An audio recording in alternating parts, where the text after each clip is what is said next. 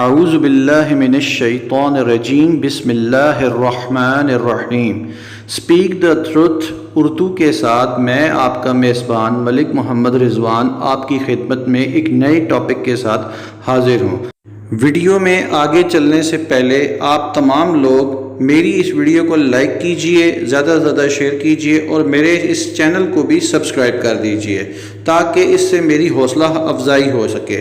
ہمارے پیارے نبی حضرت محمد صلی اللہ علیہ وسلم نے اس بارے میں ہماری بہترین رہنمائی فرمائی ہے۔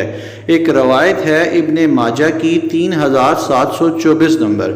ہم میں سے زیادہ تر لوگوں میں ایک بہت ہی بری عادت پائی جاتی ہے کہ ہم جب سوتے ہیں تو اوندھے منہ لیٹ جاتے ہیں اور اوندھے منہ ہی پوری رات سوئے رہتے ہیں، جس سے نہ صرف ہماری جسمانی بلکہ روحانی صحت بھی خراب ہوتی ہے۔